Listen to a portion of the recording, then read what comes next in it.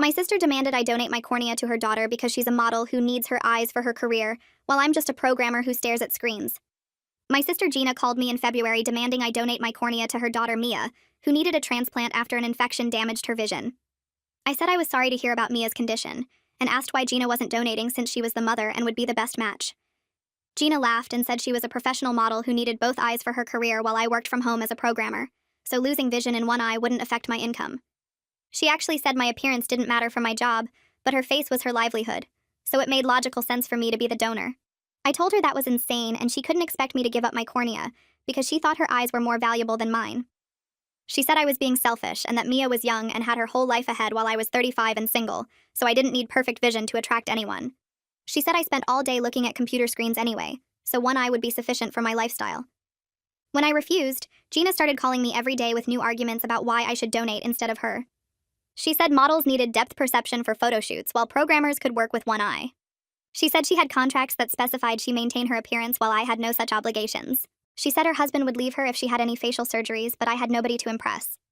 She even said that since I wore glasses anyway, people already knew my eyes weren't perfect, so losing vision in one wouldn't change anything. By March, Gina had recruited our mother to pressure me. Mom called saying Gina's modeling career supported her entire family, while I only had myself to worry about. She said it would be devastating for Mia to grow up watching her mother's career destroyed when there was a simple solution available. She said I should think about what was best for the whole family, rather than being stubborn about something that wouldn't really affect my life. I asked Mom why she didn't donate her cornea then, and she said she was too old and might not be a good match. Our father joined the campaign next, saying I needed to step up as an aunt, and that Gina had already sacrificed so much as a mother. I asked what sacrifices since Gina had a nanny, housekeeper, and barely spent time with Mia between modeling gigs. He said that wasn't the point, and I was being difficult just to hurt Gina, who had always been jealous of. I asked him if he was going to donate his cornea, and he said men weren't as good matches for young girls. Gina's husband Leo started texting me articles about how people lived normal lives with vision in one eye. He said thousands of people managed fine and I was making a big deal over nothing. He offered to pay me $50,000 for my cornea like it was a business transaction. When I said no amount of money would make me give up my body parts for someone who wouldn't do the same, he called me greedy and said I was putting a price on Mia's vision. I told him Gina was the one putting a price on it by refusing to donate herself. The harassment got worse when Gina told Mia that Aunt Julia didn't want to help her see again. Mia started sending me crying voice messages asking why I didn't love her enough to help. Gina coached her to say that Mommy needed her eyes for work, but Aunt Julia just used computers all day. A 9-year-old was now guilt-tripping me because her mother was too vain to donate her own cornea. I'd had enough and decided to show everyone exactly how selfish Gina was being. That's when I called Gina's modeling agency and asked to speak to her manager. I explained the situation and asked if Gina would really lose contracts for donating a cornea to her daughter. The manager was horrified and said of course not. That would be discrimination, and no client would punish a mother for helping her sick child. In fact, she said it would probably generate positive publicity and show Gina as a devoted mother. She said she was disgusted that Gina was trying to pressure others while using her career as an excuse. The manager called Gina immediately and told her the agency fully supported her donating to Mia and would work around any recovery time needed. She also said she was disappointed that Gina had lied about career consequences to avoid helping her own daughter. Gina called me screaming that I'd ruined everything. I hung up on Gina and sat in stunned silence for several minutes. My hands were shaking as I put the phone down on my desk. The modeling agency manager just confirmed what I suspected all along. Gina was lying about career consequences to avoid donating her own cornea. Now she was mad at me for exposing her selfishness instead of being ashamed of her own behavior. I stared at my computer screen without seeing the code I'd been working on before the call. My chest felt tight and I couldn't quite catch my breath. She actually thought I ruined everything by calling her agency. Not that she ruined everything by refusing to help her own daughter. Not that she spent weeks manipulating and pressuring me. But that I was the problem for finding out the truth. My phone started buzzing constantly about 20 minutes later. Text after text from Gina filled my screen. She called me vindictive and accused me of sabotaging her relationship with her agency. She said I went behind her back to destroy her career when I could have just donated quietly like a good sister. I read each message as it came through and felt my anger building. Every single text revealed exactly what her priorities were. Not Mia's vision. Not doing the right thing as a mother. Just her career and her appearance and her reputation. I started taking screenshots of every message. Her rage was showing everyone the truth about who she really was. She sent 15 texts in the first hour, each one more angry than the last. She said I was jealous of her success and always had been. She said I couldn't stand that she was beautiful and famous while I was just a programmer nobody knew. She said I wanted to hurt her because I was bitter about my own boring life. My phone rang that evening around 7. Leo's name showed up on the screen. I almost didn't answer, but something made me pick up. His voice sounded completely different from his previous business-like offers. He sounded tired and worn down. He said he didn't know Gina had lied about the agency's position until the manager called her. He admitted he thought the career consequences were real. Then he asked if I was satisfied now that I'd embarrassed his wife. I told him I was satisfied that Mia might actually get the cornea she needs from her own mother. He was quiet for a long moment. Then he said Gina was refusing to talk to anyone and had locked herself in their bedroom. I said that wasn't my problem to fix. He sighed and hung up without saying goodbye. I called Celeste right after I got off the phone with Leo. She picked up on the second ring. I told her everything that happened over the past month. The daily calls from Gina with new reasons why I should donate. Mom and Dad joining the pressure campaign. Leo offering me $50,000 for my cornea. Mia's crying voice messages that Gina coached her to send. Then calling the modeling agency and finding out Gina had been lying the whole time. Celeste was quiet while I talked. When I finished, she said she couldn't believe they tried to convince me my eyes were less valuable because I'm a programmer. She pointed out that I need perfect vision for coding work, just as much as Gina needs it for modeling. Maybe more since I work with tiny text on screens all day. She said the whole family pressure campaign was crazy and wrong. Celeste asked why Gina was so resistant to donating if the agency confirmed there would be no career consequences. I realized I didn't actually know what Gina's real objection was. Beyond vanity and fear of any facial surgery, I mean. Celeste suggested Gina might have deeper fears about medical procedures that she was hiding behind career excuses. That maybe she was actually scared of the surgery itself and used her modeling career as a shield. I thought about that for a while after we hung up. It still didn't excuse trying to manipulate me into surgery, but it made Gina seem more human and less like a monster. 2 days after the agency confrontation, my mother called. Her voice sounded hesitant and completely different from her previous pressuring tone. She said she talked to Gina's manager herself to verify what happened. She felt terrible about pushing me, so hard when Gina had been lying to all of us. She apologized for not believing me when I said Gina was being selfish. But her apology sounded more like she was sorry she backed the wrong horse. Not sorry she tried to pressure me into giving up a body part. Not sorry she thought my career and appearance mattered less than Gina's. Just sorry that Gina made her look bad by lying. I told my mother that her apology didn't address the core problem. She thought it was acceptable to pressure me into donating regardless of Gina's lies. She believed my career and appearance mattered less than Gina's. She thought my bodily autonomy was negotiable for family convenience. Mom got quiet on the other end of the line. She said she needed to think about what I said. Then she hung up without saying goodbye. I sat there holding my phone and feeling empty. Part of me wanted her to understand. Part of me knew she probably never would. My father called the next day. His tone was defensive right from the start. He said I was being too hard on my mother, who was just trying to help Mia. He claimed the whole family was tricked by Gina's career excuse. Now I was punishing them for believing her. I pointed out that they all believed her because it fit their existing view. That Gina's needs matter more than mine. That her career is more important than my career. That her appearance is more valuable than my appearance. Dad got angry and said I was twisting everything around. He said they just wanted what was best for Mia. I asked why what was best for Mia had to come from me instead of her own mother. He didn't have an answer for that. Gina didn't contact me directly for a week after the agency incident. Leo texted occasionally with updates. Gina was meeting with the transplant coordinator to begin donor evaluation. She was having medical tests done. She was talking to the surgical team about the procedure. He never said Gina was wrong. He never actually apologized for his part in pressuring me. But his messages had an apologetic tone about the whole situation getting out of hand. Like this was some accident that happened instead of a deliberate campaign to manipulate me into surgery. I received a call from Raymond Holt at the transplant center on a Thursday morning. He asked if I was still willing to be evaluated as a backup donor in case Gina wasn't a suitable match for Mia. I was surprised they were contacting me at all. I asked if Gina requested this. Raymond said it was standard procedure to have backup donors identified. My name was on the original paperwork Gina submitted weeks ago, before she ever asked me directly. Before the pressure campaign started. She just assumed I'd agree once she pushed hard enough. She put my name down like my body belonged to the family instead of to me. I told Raymond I needed some time to think about the whole backup donor thing. He said that was completely fine, and I should take whatever time I needed to feel comfortable with my decision. His voice stayed calm and professional through the entire conversation, which I appreciated after weeks of family members screaming at me. After we hung up, I sat staring at my phone for a long time. The realization hit me hard. Gina had put my name down on those forms weeks ago, back when she first started her pressure campaign. She never actually asked if I wanted to be evaluated as a backup donor. She just assumed I'd eventually cave once she pushed hard enough. She treated my body like family property that she could claim whenever she needed it. The assumption made me furious all over again, even though I'd already been angry for weeks. She'd been so confident in her ability to manipulate me that she'd filled out official medical paperwork with my information before ever having a real conversation about it. Celeste came over Saturday afternoon with coffee and pastries from the bakery near her apartment. We sat on my couch and I told her everything about Raymond's call and the backup donor situation. She listened quietly while I explained how conflicted I felt about the whole thing. Part of me genuinely wanted to help Mia, who was just a kid caught in the middle of adult problems.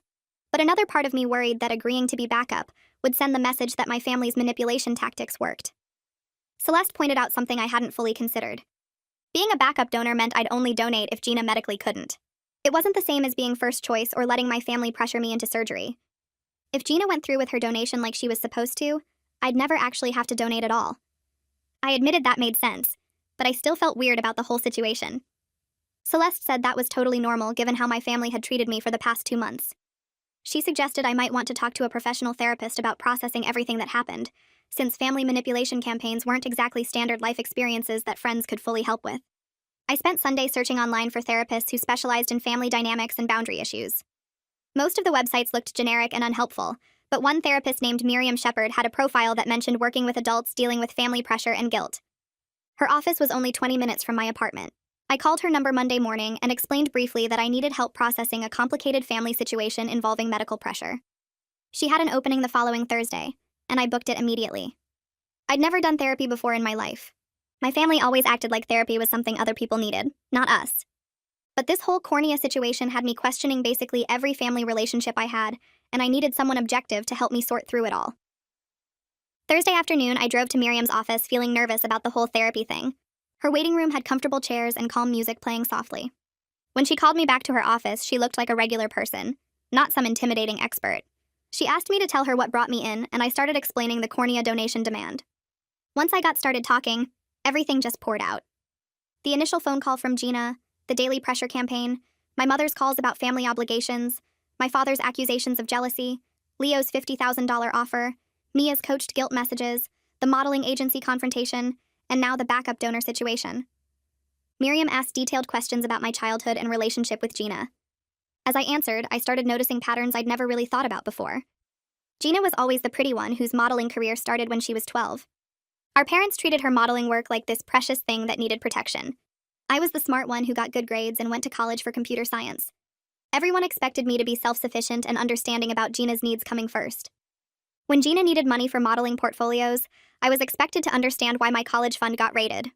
When Gina needed our parents' attention for auditions and photo shoots, I was expected to not complain about being left alone. The pattern went back decades, and I'd just accepted it as normal family dynamics. Miriam used this term I'd never heard before. Parentification in reverse. Usually, parentification means older kids have to take care of younger siblings like a parent would. But in my family, I was expected to sacrifice for my younger sister, because her needs got framed as more important than mine. My role was to be the responsible one who didn't need anything, while Gina got to be the special one who needed everything. Miriam said my instinct to refuse the donation demand was actually healthy self-preservation, not selfishness like my family claimed.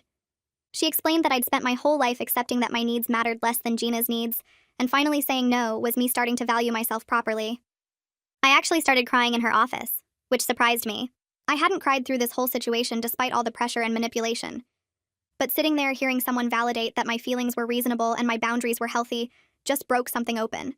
I realized I'd spent 35 years believing that being a good sister and daughter meant making myself smaller so Gina could be bigger. Miriam handed me tissues and said we had a lot to work through, but she was glad I came in. We scheduled another appointment for the following week. 2 weeks after the modeling agency confrontation, Leo started texting me updates about Gina's medical evaluation at the transplant center. He said the testing was taking all day and involved multiple scans and procedures. Gina was apparently anxious about all the medical stuff and kept asking how much longer everything would take. His messages had this tone like he expected me to respond with sympathy or encouragement. I read each text and then put my phone down without replying. I wasn't ready to provide emotional support to someone who'd spent a month trying to manipulate me into surgery. Gina made her choice to donate, and now she had to deal with the medical process that came with it. My sympathy reserves were completely empty after everything she'd put me through. Leo sent one more text that evening saying Gina was done with testing and exhausted. I still didn't respond. He could comfort his own wife about the consequences of her own decisions. Raymond called me on Tuesday morning with news about Gina's evaluation results. His voice had a different quality than our previous conversation, more careful somehow. He explained that Gina's testing revealed she had early-stage keratoconus in her other eye. I had to ask what that meant since I didn't know much about eye conditions. He said keratoconus was a condition where the cornea gradually thins and bulges outward. Gina's case was early stage and mild, but it made her a less ideal donor than they initially expected. She could still donate to Mia, but there was slightly higher risk of complications during and after the surgery. Because of this finding, the transplant team wanted to proceed with evaluating me as the backup option. They wanted to have a strong backup donor ready in case Gina's surgery ran into problems, or if her recovery didn't go well. I felt this complicated mix of emotions hearing the news. Part of me felt vindicated that Gina wasn't the perfect donor she'd assumed she was when she claimed her eyes were more valuable than mine. But I also felt dread creeping back in that I might get pulled into this situation after all. I'd worked so hard to maintain my boundaries, and now there was a real medical reason I might need to donate. I told Raymond I needed 48 hours to make a decision about the backup evaluation. He said that was fine and to call him back when I was ready. As soon as we hung up, I called Miriam's office and asked if she had any emergency phone session availability. Her receptionist said Miriam could do a phone call that afternoon. When Miriam called me at 3, I explained the new development with Gina's evaluation results. She asked how I felt about potentially being needed as backup donor, now that there was a medical reason rather than just family pressure. I admitted I felt confused and guilty. Miriam helped me work through separating Mia's legitimate medical needs from my family's manipulation tactics over the past months. She pointed out that I could choose to help Mia without accepting my family's story that I was obligated to be first-choice donor. If I decided to proceed with backup evaluation, it would be my independent choice made for my own reasons, not me giving in to pressure. That distinction felt important somehow. I wasn't capitulating to my family's demands. I was making my own decision about whether to potentially help my niece. I called Celeste that evening and talked through everything again. She asked what I actually wanted to do, separate from all the family drama and pressure. When I really thought about it, I realized I did want to help Mia if Gina genuinely couldn't donate safely. Mia was innocent in all this and deserved to have her vision restored. But I needed to do it on my own terms, not because my family bullied me into it. Celeste said that sounded like a healthy decision, and asked what my terms would be. I thought about it for a while. I wanted it clear that I was doing this for Mia specifically, not because I accepted my family's belief that my body parts were negotiable. I wanted everyone to understand that if I ended up donating, it was my choice and not me finally doing what I should have done from the start. Celeste said those seemed like reasonable boundaries to maintain. She pointed out that I'd already proven I could stand up to family pressure by refusing for 2 months. Agreeing to backup evaluation now didn't erase that boundary setting or make it meaningless. I called Raymond back Wednesday morning and told him I'd proceed with backup donor evaluation. But I stated clearly that I was doing this for Mia, not because my family pressured me into it. I also said that if I did end up needing to donate, it would be my choice, and I wouldn't tolerate anyone framing it as me finally coming around or doing what I should have done initially. Raymond said he understood completely and would note my concerns in the file. He scheduled my evaluation appointments for the following week and sent me information about what to expect during the testing process. After we hung up, I felt oddly calm about the decision. I'd made my choice based on my own values and reasoning, not family pressure. That felt different somehow than everything that came before. My mother called that evening. Her voice sounded relieved when I answered. She said Leo told her I'd agreed to backup donor evaluation, and she wanted to thank me for being reasonable. I cut her off before she could continue with that narrative. I explained firmly that I wasn't being reasonable or coming around to their way of thinking. I was making an independent choice to potentially help my niece, which was completely different from giving in to family pressure. I told her that if I ended up donating, it would be because I chose to help Mia, not because the family manipulation campaign finally worked. My mother got quiet on the other end of the line. She said in a small voice that she understood the difference I was making. She sounded hurt, but also like maybe she actually did understand this time. She said she was glad I was willing to be evaluated as backup, and that she hoped Gina's donation would go smoothly so I wouldn't need to. We hung up without the usual family pleasantries, and I sat there feeling tired but also stronger somehow. I'd maintained my boundaries even while agreeing to help. That felt like progress. I walked into the medical center the following week and checked in at the front desk. The receptionist handed me a clipboard with forms asking about my medical history and current health status. I filled out pages of questions about surgeries, medications, family health problems, and whether I smoked or drank alcohol. After turning in the paperwork, a nurse called me back and led me through a maze of hallways to the ophthalmology department. She took my blood pressure and temperature, then asked me to follow her to the first testing room. The eye scans were nothing like my regular vision checkups. The technician positioned my head in a machine that felt like sticking my face into a tunnel, then bright lights flashed while the equipment made whirring sounds. She explained they were mapping the surface of my corneas and checking for any abnormalities. After that came a different machine that took pictures of the back of my eyes, requiring drops that made everything blurry for 20 minutes. The technician asked detailed questions about my computer usage and whether I experienced eye strain or headaches. I explained my typical work setup with dual monitors and regular breaks, feeling oddly defensive about my screen time even though nobody was judging me. Next came blood tests in the lab down the hall, where the phlebotomist filled what seemed like a dozen vials for various compatibility screenings and health markers. The ophthalmologist met with me after all the testing finished. She reviewed my results on her computer screen and said my corneal thickness was excellent. My overall eye health was remarkable for someone who spent so much time looking at screens, and I would make a very strong donor candidate if needed. She emphasized the if part, explaining that Gina was still the primary donor and my role was purely backup. Hearing her describe my eyes as excellent made me feel strange, like I was validated in some weird way after weeks of my family implying my vision was less important than Gina's. The doctor went through potential risks if I did end up donating, including infection, vision changes, and the small chance of complications during healing. She stressed that cornea donation was generally safe, but I needed to understand what I was agreeing to. I signed consent forms acknowledging I understood the risks, and left the medical center feeling exhausted from hours of testing. The next week, I had another appointment for additional blood work and a consultation with the surgical team. I checked in at the front desk and sat in the waiting room flipping through a magazine about eye health. When I looked up, Gina was walking through the entrance with Leo right behind her. Our eyes met across the room and she immediately looked down at her phone, her face going tight. Leo noticed me and gave an awkward little nod, like he wanted to acknowledge me, but wasn't sure if that was allowed. Neither of them came over to say hello or ask how my evaluation went. Gina found seats on the opposite side of the waiting room and sat with her back partially turned toward me. Leo kept glancing over like he might approach, but Gina grabbed his arm and whispered something that made him stay put. I could feel the tension radiating across the room, other patients probably wondering what the drama was between us. When the nurse called my name, I stood up and walked past them to the hallway. Gina kept her eyes fixed on her phone screen and Leo gave another uncomfortable nod. I followed the nurse to my appointment without saying anything to either of them, leaving them sitting in that awful silence. Raymond called me at work the following week. His voice was professional, but warm as he went through my test results. He explained that my corneal thickness measurements were in the ideal range, my eye health was excellent, and all my blood work came back perfect for transplant compatibility. He said I was actually a better match for Mia than Gina was due to my overall eye health and the absence of any early markers for corneal problems. But he quickly added that Gina remained an acceptable donor, and the medical team was moving forward with her as planned. The final decision about which donor to use would be made by the family and medical team together, considering both medical factors and family preferences. He asked if I had any questions about the results or the potential procedure.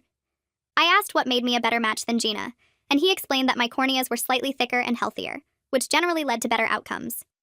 He emphasized that Gina could absolutely donate successfully, but if we were comparing the two options purely on medical grounds, I would be the preferred choice. After we hung up, I sat at my desk staring at my computer screen without seeing the code in front of me. 2 days later, my phone rang with Gina's number. I almost didn't answer, but curiosity won out. Her voice came through tight and angry before I even finished saying hello. She said she heard from Raymond that I was a better match than her, and asked if I was happy about that. I told her I wasn't happy about any of this situation she created, but I was relieved Mia had good options for her transplant. Gina said the doctors were still using her cornea, and she was going through with the surgery in 3 weeks, like she was daring me to argue. I said that was good, and Mia was lucky to have her mother willing to help her. The line went quiet for a moment, and I could hear Gina breathing on the other end. Her tone shifted completely, the anger draining out and leaving something raw and scared. She admitted she was terrified of the surgery, not because of her career or how it might affect her appearance, but because she had never had any medical procedure before, and the idea of someone cutting into her eye made her feel sick. She said she had been having panic attacks about it for the past week, waking up in the middle of the night unable to breathe. She could barely sleep and kept having nightmares about the surgery going wrong. For the first time in months, she sounded like an actual human being instead of the manipulative person who had been harassing me since February.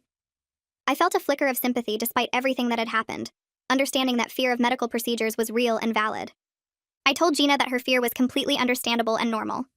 Lots of people felt scared before surgery, especially eye surgery where you had to be awake and aware of what was happening.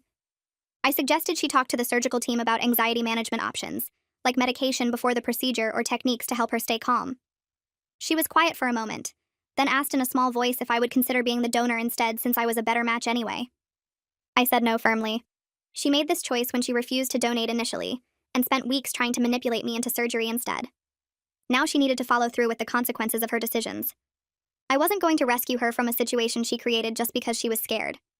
Her fear was real, but it didn't change what she had done or obligate me to undergo surgery in her place. Gina's voice went hard again.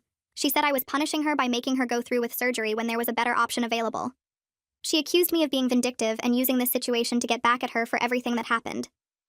I explained slowly that I wasn't making her do anything. She was Mia's mother, and she created this entire situation by prioritizing her vanity over her daughter's medical needs. The doctor said she could donate successfully, so she was going to donate. Her being scared now didn't erase the weeks of harassment and manipulation. The phone went dead as she hung up on me. I set my phone down on the kitchen counter and felt completely drained, like the conversation had sucked all the energy out of my body. My father called the next day. His voice had that tone he used when he was about to lecture me about family responsibility. He said Gina was having a breakdown about the upcoming surgery, and I needed to step up and donate instead. He went through the same arguments from weeks ago about me being single with no one to impress, and my career not depending on my appearance. He said programmers didn't need perfect vision the way models did, and losing sight in one eye wouldn't really affect my lifestyle. I cut him off and told him those arguments were offensive the first time he made them, and repeating them now didn't make them more valid. My body wasn't negotiable just because I was single or worked from home. I pointed out to my father that Gina spent weeks claiming the surgery would destroy her modeling career, but now that the agency confirmed that was a lie, she switched to claiming she was too scared to go through with it. I said her fear was real, and I understood being scared of medical procedures. But her fear didn't obligate me to undergo surgery instead. She was Mia's mother, and mothers sometimes had to do scary things for their children. He said I was being cold-hearted and cruel, that I had changed since all this started. I asked him what he meant by changed, and he said I used to be understanding and willing to help family. Now I was putting my own comfort ahead of my niece's needs and my sister's well-being. I told him I was putting my bodily autonomy ahead of my family's desire to pressure me into surgery, which was completely different. We argued back and forth until he finally hung up in frustration. I called Miriam and got an appointment for later that week. Sitting in her office, I told her about my father's accusation that I had changed. She asked what I thought about that, and I admitted part of me worried he was right. Maybe I was being cold-hearted by refusing to help when I was the better donor option. Miriam leaned forward and said something that made everything click into place. She pointed out that I hadn't changed at all. I had just stopped automatically prioritizing everyone else's comfort over my own well-being. My family was uncomfortable with this boundary setting because it disrupted their established dynamic where Gina's needs always came first.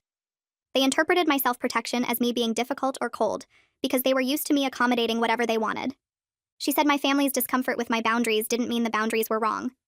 It meant the old dynamic was unhealthy, and they didn't like having to adjust. I sat there processing her words and realized she was completely right. Maintaining these boundaries would mean accepting that some family relationships might not recover, at least not in their old form. My father might always see me as the difficult daughter who refused to help. Gina might never forgive me for not rescuing her from her own choices, but protecting myself was worth that cost. A week before Gina's scheduled surgery, my phone buzzed with a text from Leo asking if we could meet for coffee. I stared at the message for several minutes, unsure if I wanted to sit down with someone who'd tried to buy my cornea like a used car part. But something in his tone felt different from the aggressive texts he'd sent weeks ago, so I agreed to meet at a coffee shop halfway between our neighborhoods. When I walked in and spotted him at a corner table, I barely recognized him. Leo looked like he hadn't slept properly in days, with dark circles under his eyes and his usually neat hair sticking up in odd directions. He stood when he saw me and gave a tired smile that didn't reach his eyes. We ordered our drinks and sat in awkward silence for a moment before he started talking. He admitted the past 2 months had been absolute hell in their household. Gina's anxiety about the upcoming surgery had spiraled completely out of control, and Mia kept asking questions neither of them knew how to answer without making things worse. The 9-year-old couldn't understand why all the grown-ups were fighting when everyone supposedly wanted to help her see better. Leo rubbed his face with both hands and said he was exhausted from managing Gina's panic attacks while trying to keep Mia from feeling responsible for the family conflict. Then he did something I didn't expect. He apologized directly for his role in pressuring me, specifically mentioning the $50,000 offer. He said he'd been thinking like a problem solver, trying to find a solution everyone could accept, treating the whole situation like a business negotiation where money could fix anything. He looked genuinely uncomfortable as he admitted he'd been completely wrong to turn my bodily autonomy into a business transaction. His apology felt more real than anything my parents had attempted, probably because he was taking specific accountability for specific actions instead of vague, sorry you feel that way statements. I told him I appreciated the apology, and that it meant something that he understood exactly what he'd done wrong. We sat there drinking our coffee, and I found myself curious about something that had been bothering me. I asked Leo why Gina was so resistant to the surgery beyond just general fear, since the medical risks were actually pretty minimal, and recovery was supposed to be relatively quick. He got quiet for a long moment, staring into his coffee cup like the answer might be floating in there. Then he admitted something I hadn't expected. Gina had always been scared of anything that might affect her appearance, even temporarily. Not just modeling career scared, but deep down terrified in a way he didn't fully understand. She'd built her entire identity and sense of self around being beautiful since she was a kid, starting modeling at 12 years old. The idea of facial surgery, even minor eye surgery that wouldn't leave visible scars, threatened her sense of who she was at a level he couldn't really comprehend. Leo said he'd tried to talk to her about it, but she just got defensive and insisted it was about her career, which was easier to argue about than admitting she was scared of losing the one thing she felt made her valuable. His explanation helped me understand Gina's psychology better, without excusing her behavior. I told Leo that Gina's identity issues and fears didn't justify trying to manipulate me into surgery through family pressure and coaching Mia to guilt-trip me. He nodded and said he completely agreed, that understanding where Gina was coming from didn't make what she did okay. I added that maybe this whole experience would help Gina develop a sense of self beyond her appearance, force her to realize she had value that wasn't tied to her face. Leo nodded sadly and said he hoped so, but wasn't optimistic about Gina actually learning anything from this situation. He said his wife had a pattern of blaming others when things went wrong instead of examining her own behavior, and he didn't see this being different. We finished our coffee and Leo thanked me for meeting him. As we left the coffee shop, I felt like I understood the whole mess better, even if I was still angry about how it had unfolded. 3 days before Gina's surgery, my mother called and invited me to family dinner at her house.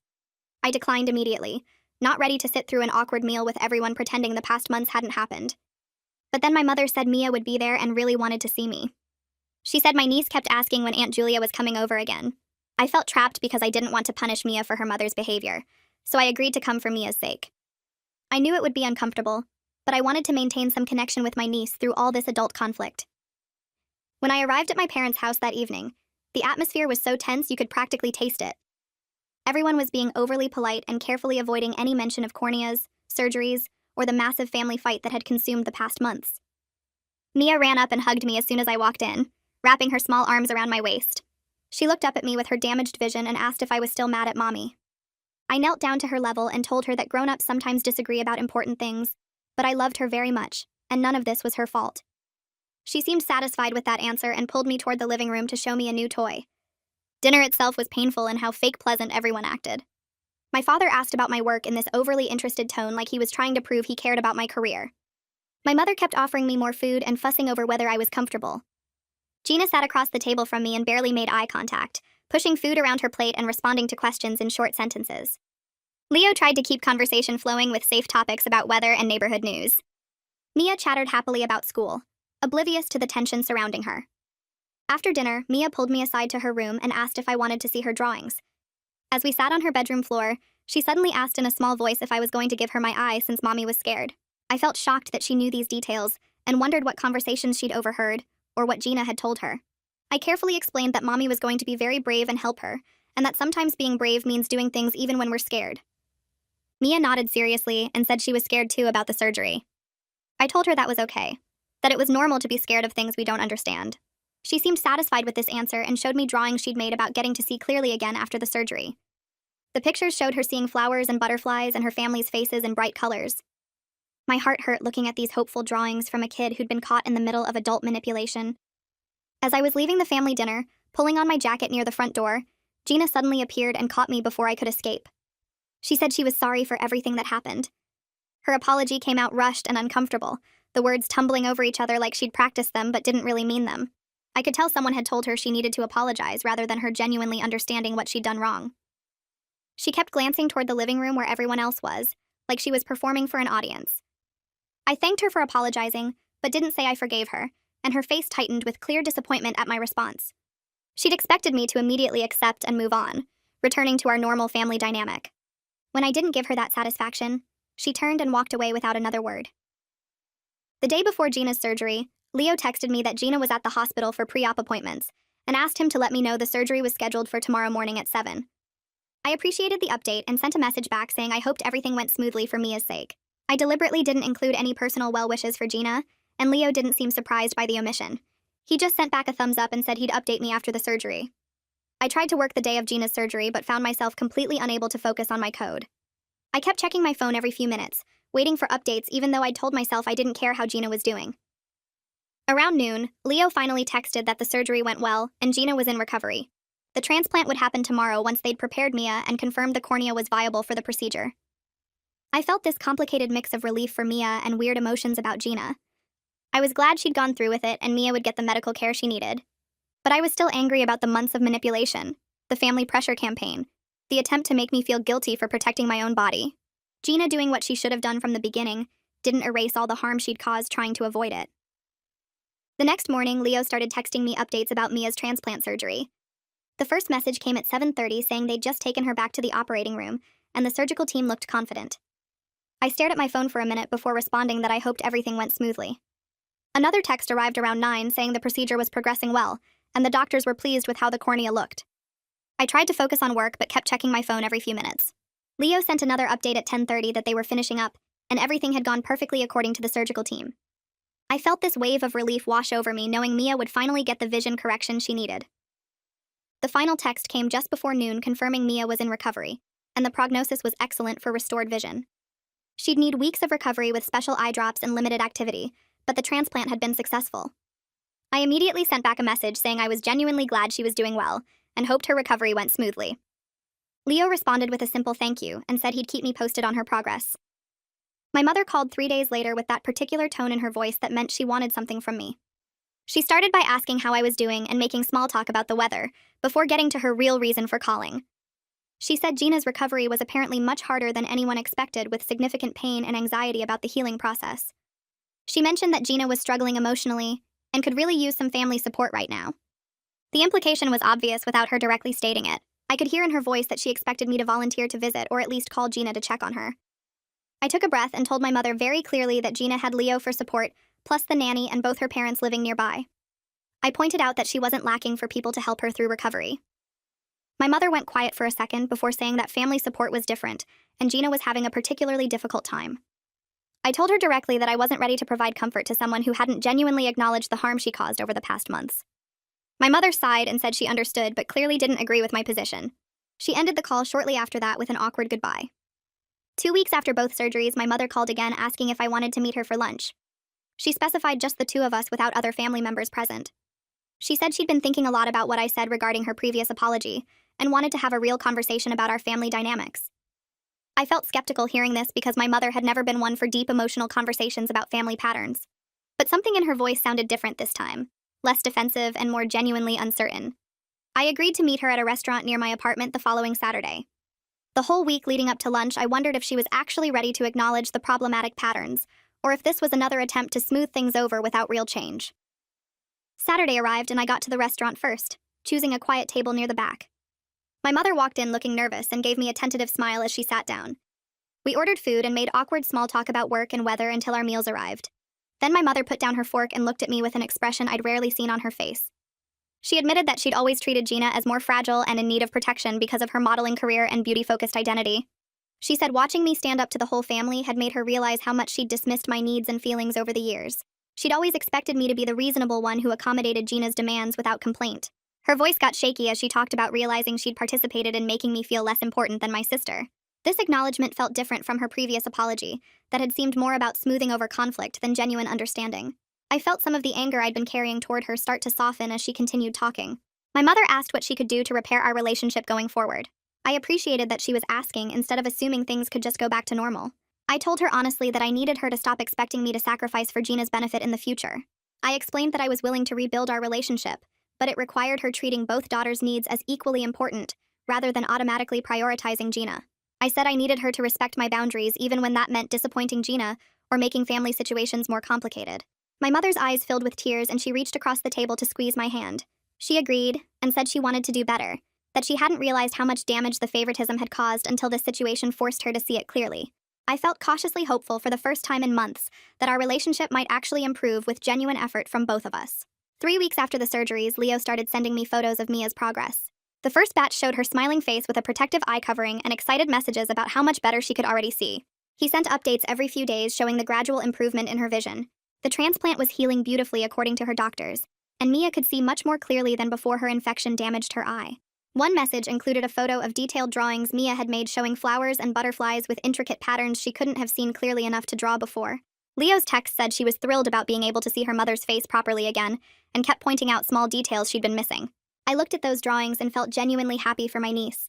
Whatever complicated emotions I had about Gina and the rest of my family, seeing Mia's joy and relief that the medical outcome was successful made everything feel worthwhile. I didn't hear directly from Gina for a full month after her surgery. Leo mentioned occasionally in his updates about Mia that Gina had recovered physically from the procedure, but was dealing with complicated emotions about the whole experience. He said she felt resentful that the surgery had been harder and more painful than she expected. He also mentioned that Gina was angry I'd never acknowledged her sacrifice or thanked her for finally donating to Mia. I told Leo very clearly that Gina doing what mothers are supposed to do for their children wasn't a sacrifice that required my gratitude. She'd spent months trying to manipulate me into surgery while lying about career consequences and coaching Mia to guilt-trip me. Going through with what she should have agreed to immediately didn't earn her praise from me. Leo went quiet after I said that, and just sent back a simple acknowledgement that he understood my perspective. My father called 6 weeks after both surgeries with his typical blunt approach to family conflict. He said enough time had passed and the family needed to move forward from all the drama. He wanted to plan a gathering where everyone could put this behind us and get back to normal family relationships. I told him I was willing to attend family events, but that normal needed to mean something different from it did before. I explained that moving forward required healthier boundaries and mutual respect, rather than just pretending the past months hadn't happened. My father sounded frustrated and said I was making things more complicated than they needed to be. He claimed everyone had apologized and Gina had done the right thing in the end, so we should all just move past it. I pointed out that apologies without changed behavior didn't mean much, and that I wasn't going to return to a dynamic where my needs were automatically dismissed. He grumbled about me being stubborn, but eventually agreed that he'd plan a family barbecue, and I could attend if I wanted to. 2 months after the surgeries, I drove to my parents' house for the family barbecue my father had organized. I felt nervous pulling into their driveway and seeing Gina's car already parked there. Walking into the backyard, I immediately noticed the awkward atmosphere with everyone being overly polite and careful about what they said. Gina stood near the grill talking to Leo and barely glanced in my direction when I arrived. My mother came over to hug me and whispered that she was glad I came. Then I heard Mia's voice calling my name and turned to see her running across the yard toward me. She crashed into me with a huge hug and immediately started showing me how well she could see now. She pointed at signs across the yard and read them perfectly, then described tiny details on flowers and leaves that she couldn't make out before the transplant. Her happiness and excitement were genuine and infectious. Watching her point out everything she could finally see clearly made enduring the awkward family dynamics completely worth it. Later in the afternoon, I found myself alone on my parents' back porch with Gina. She'd followed me outside when I went to get some air away from the crowd. We stood in uncomfortable silence for a minute before she started talking in a quiet voice. She told me her modeling agency had actually featured her donation in a publicity campaign about devoted mothers. She'd gotten positive feedback from several clients, and the story had generated good press for both her and the agency. Then she admitted very quietly that I'd been right about the career consequences being exaggerated. She said she'd genuinely been terrified of the surgery itself, rather than worried about professional impacts. Her voice got even softer as she explained that she'd never had any kind of medical procedure before, and the idea of someone operating on her eye had caused panic attacks for weeks. It was the closest she'd come to real accountability for her behavior. She wasn't apologizing exactly, but she was acknowledging that her fears had been about the surgery rather than her career like she'd claimed. I didn't say I forgave her, but I nodded to show I'd heard what she said. We stood there for another moment before heading back inside to rejoin the family gathering. I told Gina I understood being scared of medical stuff, but that didn't make it okay to pressure me into surgery or coach Mia to guilt-trip me. She shifted her weight and looked down at the porch boards. She said she wished she'd handled everything differently, especially dragging Mia into adult problems. I nodded to show I heard her, but didn't say I forgave her. We headed back inside where everyone was eating and pretending the tension wasn't still thick in the air. Over the next few months, I kept my distance from Gina while spending more time with my mother and Mia. My father stopped making comments about my appearance or job being less valuable, though he still got defensive when anyone mentioned the pressure campaign. Leo sent me occasional texts checking in and apologizing again for his part in everything, which I actually appreciated since at least he seemed to get why what they'd done was wrong. I started seeing Miriam every other week to work on keeping healthy boundaries with my family, while staying connected to the people I cared about. She helped me understand I could love my family members without letting them hurt me. I practiced recognizing when someone was trying to manipulate me, so I could shut it down fast before it got out of hand like it did with the cornea situation. 4 months after the surgeries, Leo mentioned that Gina landed several new modeling contracts, including one that specifically featured her as a devoted mother who donated to her daughter. The whole thing was ridiculous since she'd fought so hard against donating in the first place, but now she was making money off looking like a selfless parent. Leo said Gina almost never talked about the surgery anymore, and definitely didn't acknowledge how close she came to refusing to help Mia. During one therapy session, I told Miriam I was frustrated that Gina would probably never understand the damage she caused. Miriam asked me what I could actually control in this situation. I realized I couldn't make Gina learn from what happened, only decide how I responded to her going forward. I decided I was okay with keeping things distant, but civil with my sister, focusing more on my relationship with Mia than trying to fix things with Gina. Mia went for her 6-month checkup, and the doctor said her healing was perfect, even better than they'd hoped. She could see the board at the school now and had started taking art classes where she drew these incredibly detailed pictures. Watching her point out tiny things in her drawings that she never would have seen before made me happy the medical part worked out so well, even though the family stuff was still messy. My mother hosted Thanksgiving dinner, and I didn't feel anxious driving over there like I used to before family events. I'd made it clear what topics and behaviors I wouldn't accept, and my mother had actually been respecting those boundaries. When my father made some joke about me being the difficult daughter, my mother cut him off and said I'd been right to stand up for myself. I almost dropped my fork hearing her defend me like that. Gina and I settled into this polite but distant thing where we were friendly enough at family gatherings, but didn't try to hang out or talk on the phone. She never actually thanked me for agreeing to be backup donor, or admitted her initial demands were crazy. I accepted this was probably as good as our relationship would get, and I was fine with that. Celeste and I met for coffee one afternoon, and she said I seemed way more confident than before all this started. I thought about it and realized she was right. Standing up to my entire family when they were all pressuring me and keeping my boundaries even when things got ugly had made me trust myself more. I learned I could handle family disapproval and come out okay on the other side, which kind of empowering in a weird way.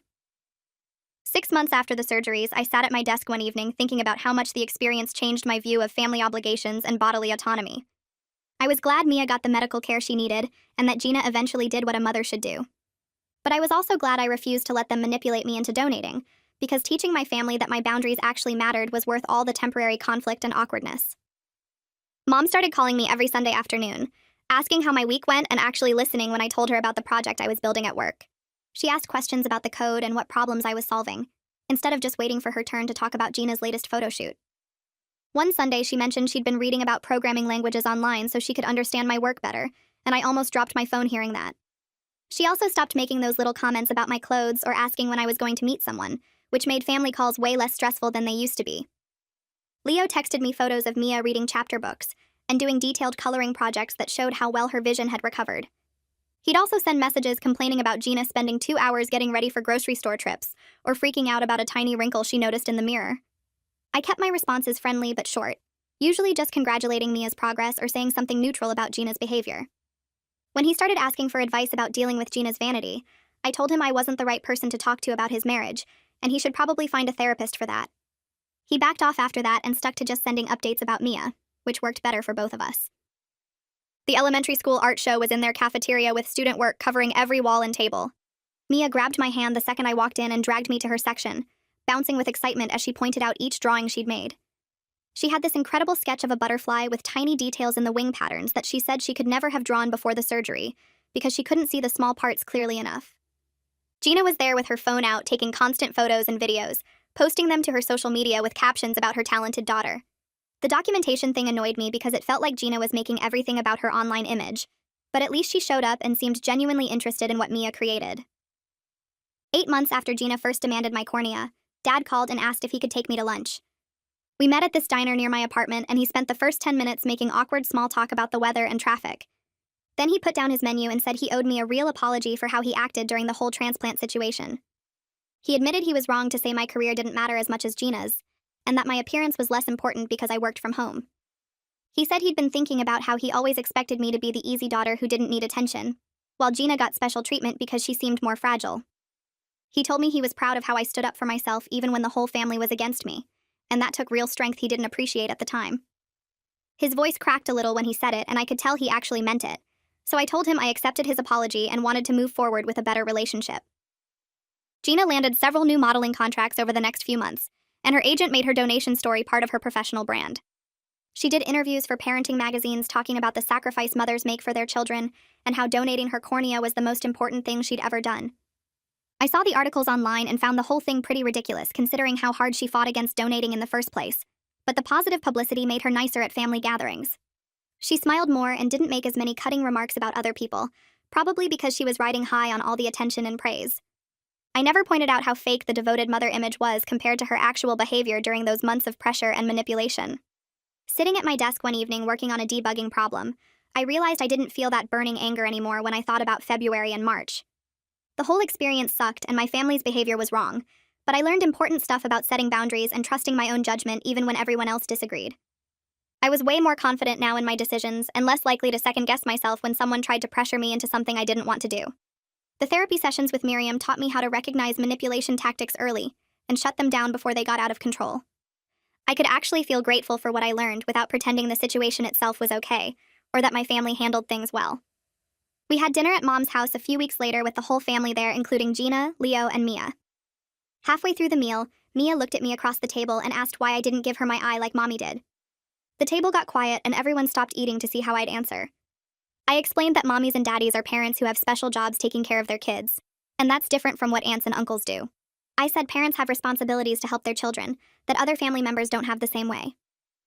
Mia thought about it for a second, then nodded and said she was glad Mommy was brave enough to help her see again. I agreed that her mother did the right thing in the end, and Gina looked down at her plate without saying anything. December rolled around and I spent New Year's Eve at Celeste's apartment looking back on how much changed since February. My relationship with Mom was actually good now, with real conversations and mutual respect, instead of me always feeling dismissed. Dad apologized and seemed to genuinely understand why his behavior was wrong. Mia and I had a solid relationship and I got to be part of her life without the weird pressure and manipulation from before. Gina and I would probably never be close sisters who called each other for advice or hung out by choice, but we could be in the same room without tension, and that felt like enough. I protected my right to make decisions about my own body, made sure Mia got the medical care she needed from the right person, and taught my family that I had limits they needed to respect. Standing up for myself when everyone was against me turned out to be one of the best things I ever did, even though it was terrifying at the time.